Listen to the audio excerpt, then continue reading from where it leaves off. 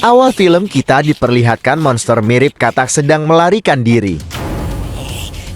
Rupanya dia dikejar oleh pemuda karena monster katak ini sedang mencuri.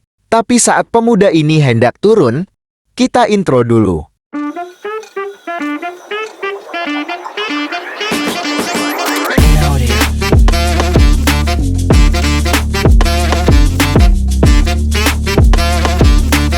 Lanjut, pada saat mau turun, celananya malah tersangkut lalu robek. Monster tertawa melihatnya dan itu bikin pemuda ini marah kepadanya. Scene lalu berpindah ke toko kain, di mana di situ ada tukang jahit yang lagi diintimidasi oleh tukang tagih karena hutangnya telah nunggak.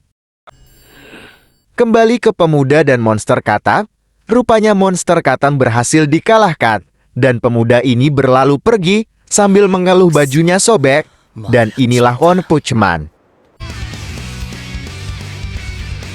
Di keesokan harinya pemuda ini pergi ke toko kain langganannya untuk menjahit celananya yang sobek. Rupanya di sana juga ada tukang tagih yang kemarin mengintimidasi tukang kain tersebut. Kedatangan pemuda ini untuk meminta tolong menjahitkan bajunya yang sobek kemarin. Dan karena sobeknya agak parah, tukang kain ini baru bisa menyelesaikannya besok harinya. Di sini tukang kain juga memperlihatkan desain baju pahlawan buat dipakai oleh pemuda tersebut. Namun,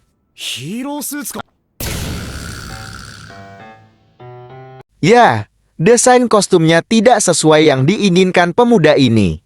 Tapi, karena tidak mau bikin tukang jahit kecewa, dia beralasan lebih nyaman pakai baju olahraga saja.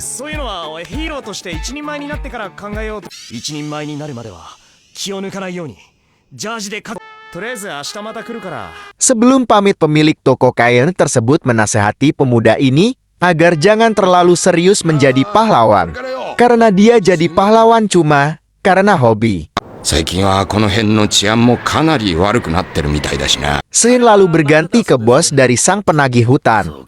Rupanya dia sengaja meminjamkan uang dengan bunga yang besar hanya untuk memenuhi hasratnya.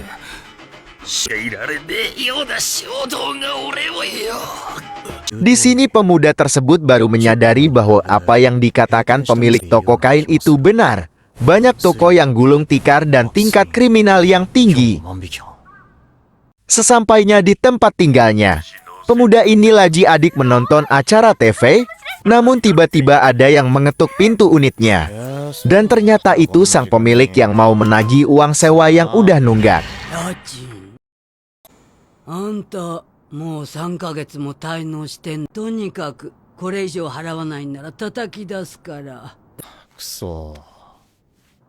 Di keesokan harinya pemuda ini kembali ke toko kain untuk mengambil bajunya yang sobek kemarin.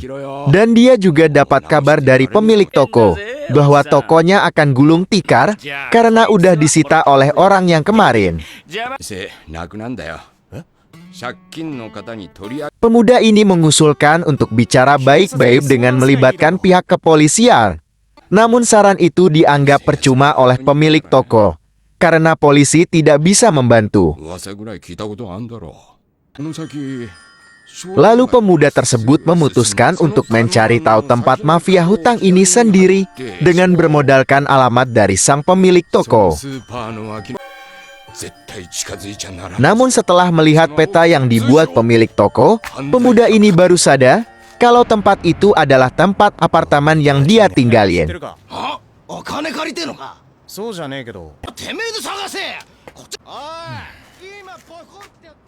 Lalu pemuda ini mulai mengecek setiap unit untuk mencari informasi tentang pinjaman itu.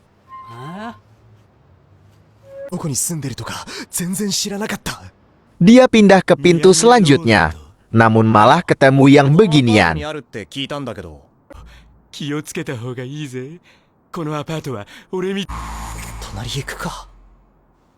Dan di pintu selanjutnya dia ketemu sama dua orang yang merupakan pengedar uang palsu.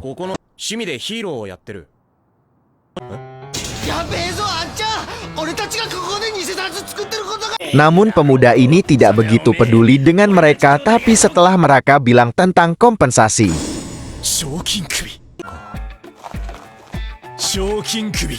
Ya, pemuda ini terpikirkan untuk menangkap seluruh penjahat di apartemen ini agar mendapatkan kompensasi.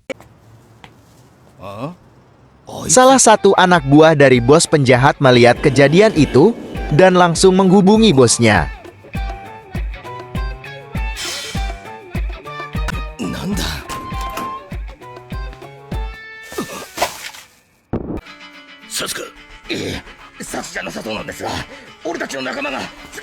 Dan gak lama pemuda ini telah sampai di unitnya bos penjahat ini.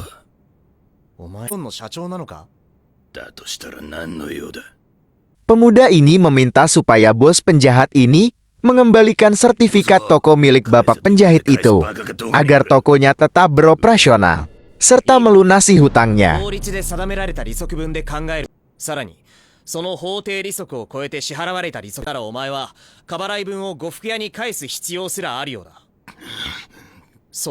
Mendengar hal itu, bos penjahat ini marah dan langsung memperlihatkan wujud aslinya.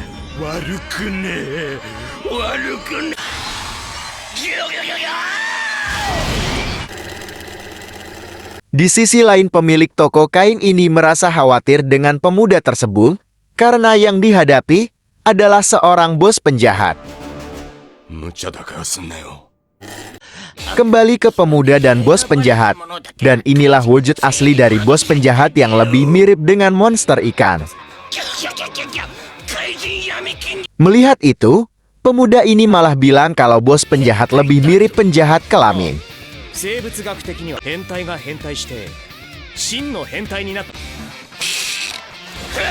Mendengar hal itu, bos penjahat langsung menyerang pemuda tersebut yang menyebabkan pakaian yang ia kenakan robek lagi.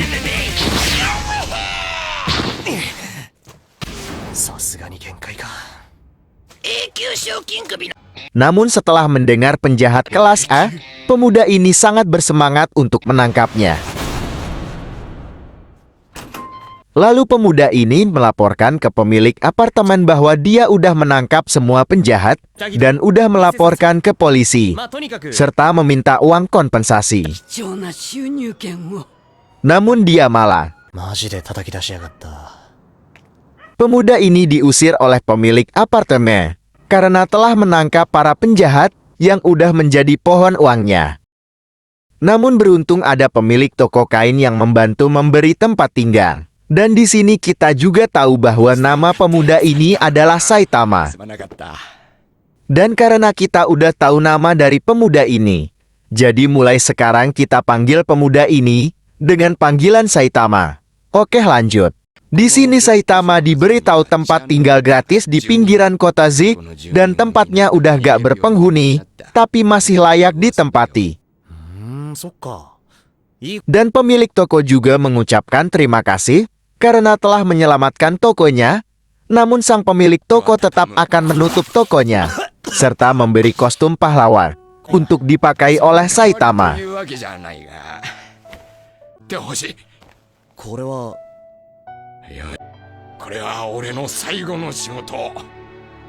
Di sini Saitama sangat senang mendapatkan kostum pahlawan ini, serta langsung memakainya.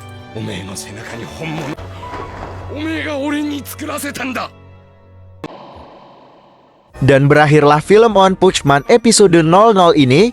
Jika kalian suka filmnya, kita lanjut ke episode 1. Sampai jumpa.